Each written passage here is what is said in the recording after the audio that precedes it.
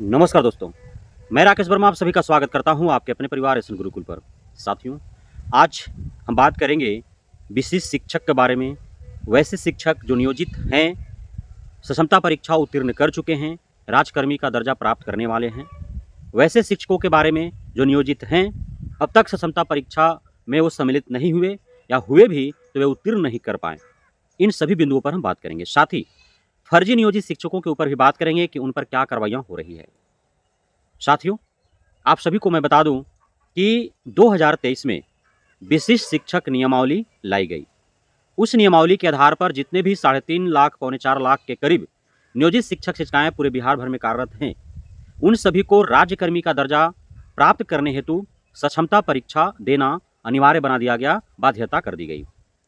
कुछ नियोजित शिक्षक शिक्षिकाओं को इससे आपत्ति था। उन लोगों ने धरना, प्रदर्शन, आंदोलन, मशाल जुलूस, एडमिट कार्ड फाड़ जुलूस,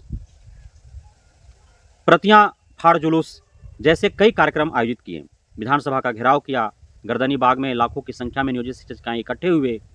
लेकिन सरकार कई दफा झुकी भी, लेकिन जो उम्मीदें थी सरकार से नियोजित शिक्षिकाओं का, उस उम्मीद पर सरकार खरा नहीं उतरी। अंततः नियोजित शिक्षक शिक्षिकाओं के जो संघ और संगठन है, उसने जब देखा कि सरकार के स्तर से, विभाग के स्तर से, मंत्रालय स्तर से कोई सकारात्मक बातें निकल करके नहीं आ रही हैं, नियोजित शिक्षक शिक्षिकाओं के पक्ष में कुछ भी बातें नहीं कही जा रही है, सिर्फ बरगलाया जा रहा है, तो माननीय हाईकोर्ट पटना का दरवाजा खटखटाया गया। अति शीघ्रता से माननीय हाईकोर्ट में सुनवाई भी हुई और निर्णय भी लिए गए। माननीय हाईकोर्ट ने सरकार और विभाग से शपथ पत्र मांगा कि आप यह शपथ पत्र दायर करें कि जो नियोजित शिक्षक शिक्षिकाएं परीक्षा में सम्मिलित नहीं होना चाहते हैं या फिर अनुत्तीर्ण जो हो जाएंगे, फेल जो हो जाएंगे, तो उनके साथ आप क्या करने वाले हैं। तो चूंकि पहले ही मंत्रालय स्तर से प्रेस विज्ञप्ति जारी कर दिया गया था कि जो फेल हो जाएंगे या जो नहीं देंगे परीक्षा, उन्हें निकाला नहीं जाएगा, नौकरी से नियोजित के तौर पर रखा जाएगा। तो हाईकोर्ट का भी यही मंशा था, तो उसे कंटिन्यू कर दिया गया। सबसे बड़ी जो मांगे थी नियोजित शिक्षिकाओं का, ऐसा नहीं है कि 100% का यह मांग था, लेकिन कुछ का था और होना भी चाहिए था। वो मांग भी जायज़ था, लाजमी था, क्योंकि बहुत ऐसे नियोजित शिक्षक शिक्षिकाएं हैं जो अब रिटायरमेंट के कगार पर हैं। उनकी जॉब अब 3 महीना, 6 महीना, 18 महीना, 24 महीना ऐसे बचा हुआ है। अब उनको इस पड़ाव में आकर के यदि कोई परीक्षा देना पड़ रहा है तो उनके साथ अन्यायपूर्ण ही हो रहा है। वह कभी सपने में भी नहीं सोचे थे कि रिटायरमेंट के समय पर उन्हें कोई सक्षमता परीक्षा भी देना पड़ेगा राज्यकर्मी का दर्जा प्राप्त करने हेतु। तो उनकी काफ़ी हद तक मांग जायज़ थी, लेकिन माननीय कोर्ट ने बिना शर्त के राजकर्मी का दर्जा प्रदान करने के लिए स्वीकृति नहीं प्रदान की। जो सक्षमता परीक्षा है उसे जायज़ ठहराया माननीय कोर्ट ने भी। स्थानांतरण का सवाल है तो स्थानांतरण सभी के होंगे। जो क्षमता परीक्षा उत्तीर्ण कर चुके हैं उनका स्थानांतरण हो ही चुका है लगभग, क्योंकि डिस्ट्रिक्ट उनको अलॉट जो हुआ है और होम डिस्ट्रिक्ट भी हुए हैं। तो ऐसा नहीं है कि जिस विद्यालय में वो पढ़ा रहे हैं उसी विद्यालय ही उन्हें अलॉट किया जाएगा। दूसरे प्रखंड में भेजा जाएगा, दूसरे अनुमंडल में भेजा जाएगा, अपने प्रखंड में भी भेजा जाएगा, तो दूसरे पंचायत, दूसरे विद्यालय में अवश्य ही भेजे जाएंगे। तो स्थानांतरण होंगे सबका।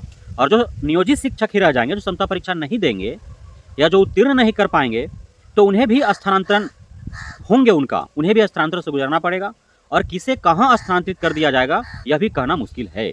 यह भ्रम न पालें कि चूंकि वो नियोजित हैं और नियोजन इकाइयों के अंतर्गत ही उनका स्थानांतरण होगा, तो यह गलत है। सबका यह जो है भ्रम है कि राज्यकर्मी बन गए तो राज्य भर में कहीं भी हस्तांतरण होगा, लेकिन नियोजन इकाइयों के द्वारा जो नियोजित हुए हैं उनका उन्हीं के नियोजन इकाइयों में ही स्थानांतरण होगा। तो यह भ्रम दूर कर लें। नियोजन इकाइयों के द्वारा जो नियोजित शिक्षक अंततः रह जाएंगे, अंतिम तक उनका भी स्थानांतरण होगा, तो बिहार के किसी भी जिले में, किसी भी प्रखंड में, किसी भी अन्य क्षेत्र के विद्यालय में उनको भेजा जाएगा। अब है कि जब ऐतराज जताए गए क्षमता परीक्षा को लेकर के, तो मंत्रालय स्तर से उस समय जो तत्कालीन शिक्षा मंत्री विजय चौधरी जी थे, उनके द्वारा प्रेस विज्ञप्ति निकाल करके और यह मानक तय किया गया था कि चलो 3 बार में नहीं पास होते तो 5 बार अवसर प्रदान किए जाएंगे। एसएस के पाठक ने भी कई दफ़ा जब ट्रेनिंग सेंटरों पर वे गए तो उन्होंने जो है आश्वासन दिया कि चलो 3 बार में नहीं पास होते तो 5 बार मौका दिया जाएगा। जबकि जो नियमावली तैयार किया गया है उसमें 3 बार का ही चर्चा है।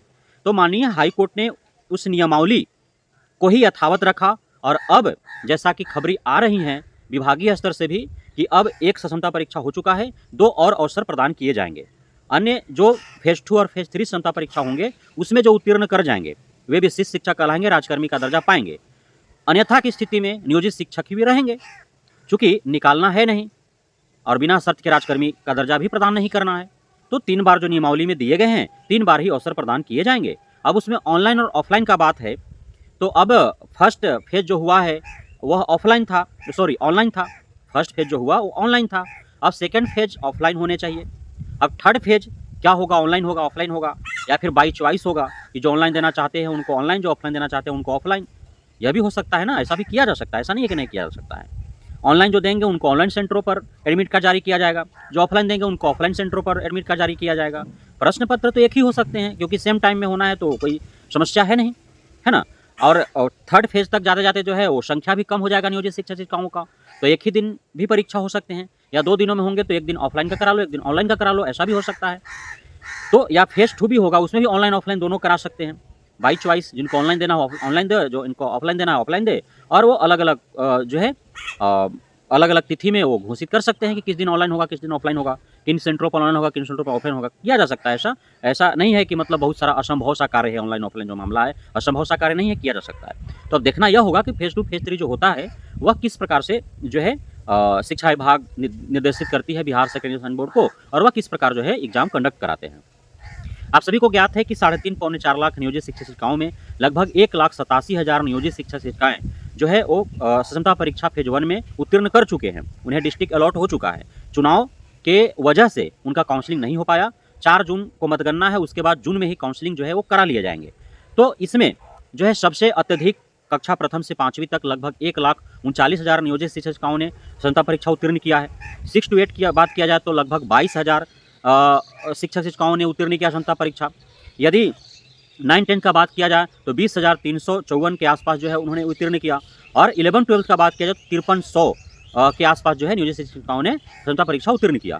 इस प्रकार कुल 1,87,000 नियोजित शिक्षिकाओं ने क्षमता परीक्षा उत्तीर्ण कर चुके हैं, और वे उनका डिस्ट्रिक्ट भी अलॉट हो चुका है, उनका काउंसलिंग होगा जून में, और फिर उनको विद्यालय अलॉटमेंट कर दिया जाएगा। जून अंतिम या जुलाई फर्स्ट तक उनका योगदान करा लिया जाएगा। तो अब बचेंगे ही कितना, लगभग 3.5 लाख हैं, तो आधे का तो हो चुका है फेज 1 में ही। अब फेज 2 फेज 3 2 अलग अलग जो क्षमता परीक्षा होंगे तो उसमें कितनी संख्या में रह जाएंगे।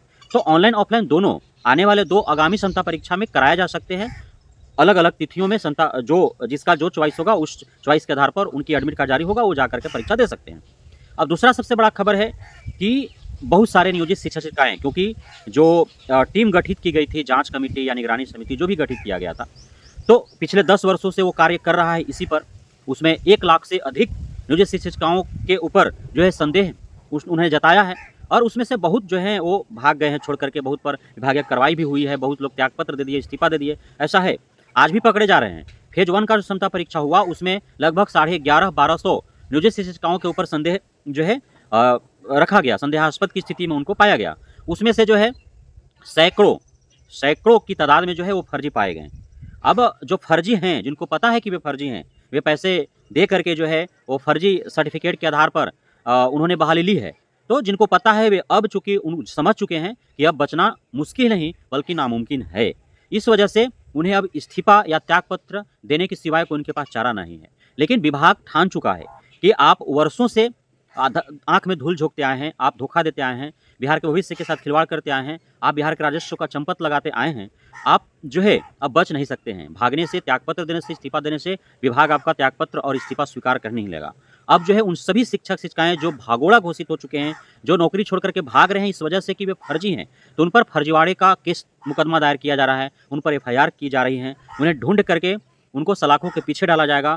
और हम तो ऐसा उम्मीद करते हैं बिहार सरकार से, शिक्षा विभाग से, और यदि कोर्ट तक यह मामला गया है तो माननीय कोर्ट से भी कि जिस प्रकार से कलकत्ता हाई कोर्ट ने फर्जी शिक्षकों या फिर जो घपले घोटाले करके सेटिंग वेटिंग करके जो आए थे, तो उनसे जिस प्रकार से 12% इंटरेस्ट के साथ पूरा वेतन जो है 6 हफ्ते में वसूल करने का जो निर्देश जारी किया है, उसी प्रकार से बिहार में पटना हाई कोर्ट को भी आदेश निर्देश जारी करने चाहिए। और जो भी फर्जी हैं, जो पैसे दे करके धांधली सेटिंग कर जो बहाली लिए हैं, भर्ती लिए हैं, जो वर्षों से बिहार के राजस्व पर चंपत लगा रहे हैं, बिहार के भविष्य के साथ खिलवाड़ कर रहे हैं, जो आँख में धूल झोंक करके सरकार, मंत्रालय और विभाग को शिक्षक के रूप में वो नौकरी कर रहे हैं, तो उन सभी को जितना आज तक वेतन दिया गया है, जितना उन्होंने वेतन उठाए हैं या जो भी आर्थिक लाभ उन्होंने प्राप्त किया है, वो पूरा एक मुश्त जोड़ करके उनको एक डेडलाइन दिया जाए और पूरे इंटरेस्ट के साथ उनको वसूल किया जाए, ताकि आने वाले भविष्य में सिर्फ शिक्षक ही नहीं बल्कि अन्य किसी भी भर्तियों में इस प्रकार से फर्जीवाड़ी करने